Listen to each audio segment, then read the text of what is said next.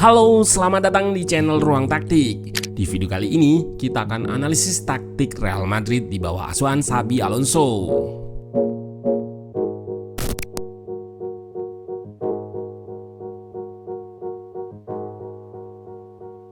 Dua kemenangan menandai awal era baru Real Madrid di bawah asuhan Xabi Alonso. Dua kemenangan juga mereka catatkan dengan menceploskan 4 gol serta nirbobol atau clean sheet melawan Osasuna dan Real Oviedo.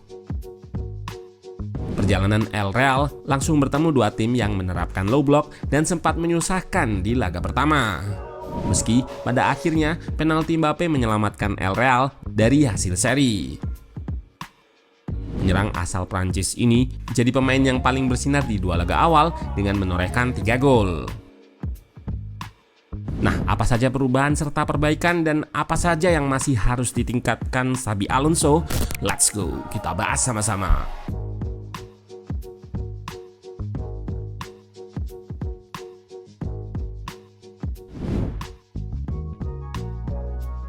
Di atas kertas, Madrid bermain dengan formasi 4-3-3. Dean Huijsen jadi starter dan berpasangan dengan Militao serta Rudiger. Trent sempat starter di laga pertama. Carreras sang fullback baru jadi pilihan di kiri.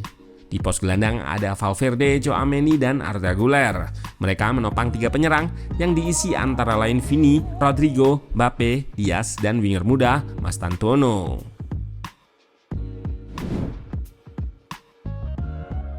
Pada dua laga ini, Real Madrid menguasai jalannya pertandingan, bahkan sampai mengontrol possession hingga 71% di laga versus Osasuna.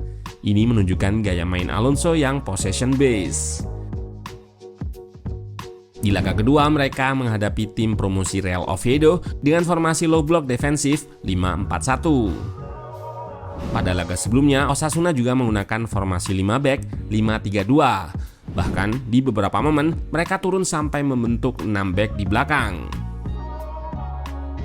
Menghadapi lawan yang menumpuk pemain di belakang, Alonso harus putar otak untuk mengatasi kalah jumlah. Salah satu caranya ketika build up dengan mendorong 2 fullback lebih naik sehingga hanya menyisakan 2 center back di belakang, 2-3-5. Fullback kiri mereka, Carreras, bisa inverted jika sisi sayap terisi. Di kanan pun sama, Trent juga bisa inverted. Pada laga versus Oviedo, secara umum juga meninggalkan 2 center back di belakang. Namun di sini terlihat Carreras melebar dan Rodrigo yang masuk ke tengah sehingga shape nampak seperti 3-6-1. Tactical adjustment dilakukan Alonso agar lebih banyak pemain di ruang antar lini. Tujuannya untuk menambah outlet progresi di ruang tersebut. Di sini terlihat Mbappe drop ke ruang antar lini dan lakukan kombinasi dengan Arda Güler meski sepakannya jauh dari sempurna. Lihat kembali kombinasi umpan di ruang antar lini ini. Ada 5 pemain di ruang tersebut dan Mastantuono drop serta lakukan back heel ke belakang disambut operan satu sentuhan yang disusul switch ke sisi kiri untuk membebaskan Rodrigo. Namun tendangannya masih bisa ditepis. Di sisi lain, Arda Güler memiliki peran untuk lebih banyak mengeksploitasi half space. Tujuannya adalah agar ia menjadi pemain yang bisa menjadi jembatan untuk melakukan progresi ke final third. Ketika di depan mereka membentuk 5 penyerang dengan ada pemain yang mengeksploitasi half space, sedangkan 2 di samping menjaga kelebaran. Shape ini membuat mereka punya 2 cara build up yang berbeda ketika memasuki pertahanan lawan. Yang pertama adalah dengan mengumpan ke pemain sayap dan lebih banyak mengandalkan aksi individunya. Namun di 2 laga kemarin tidak begitu berhasil. Atau langsung melakukan build up vertikal dengan memberikan bola ke pemain yang berada di half space. Cara-cara ini memang harus mereka lakukan untuk membongkar low block tersebut. Seperti di situasi ini, ketika pemain Real Madrid sudah menumpuk di area tengah, Carreras juga berusaha mengeksploitasi half space. Di sisi lain, Rodrigo tetap melebar dan bisa menerima bola untuk melakukan progresi serta cut inside. Sayang sepakannya ditepis. Pada momen lain, Carreras di half space mengekspos ruang yang ditinggal bergeser dan ia coba lakukan tembakan langsung namun masih melebar. Variasi serangan memang harus banyak dilakukan.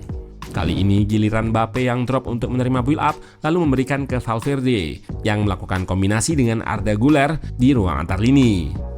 Ia kemudian putar balik untuk melakukan shot namun masih belum cukup untuk menjebol gawang.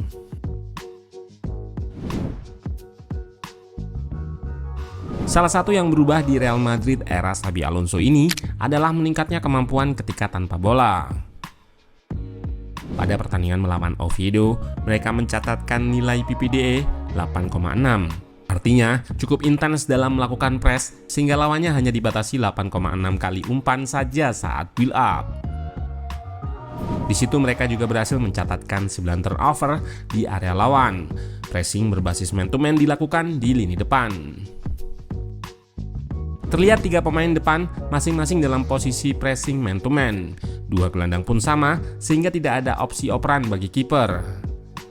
Pilihan hanya ke sayap dan trigger press segera dilakukan sampai Tchouaméni memenangkan bola.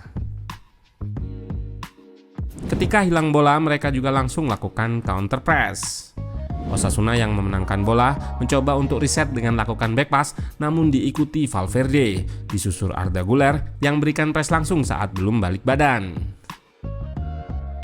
Situasi counter press ini juga yang mengawali gol mereka di laga versus Oviedo. Sebetulnya Real Madrid hendak diserang balik namun terlihat 4 pemain sudah mengepung pembawa bola untuk lakukan counter press dan saat operan dilakukan, Tchouaméni lakukan tackle bersih.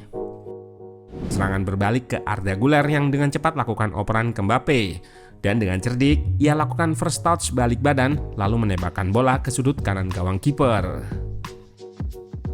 Fast break atau serangan balik cepat masih jadi kekuatan El Real. Perbaikannya terlihat di lebih kolektifnya pemain depan.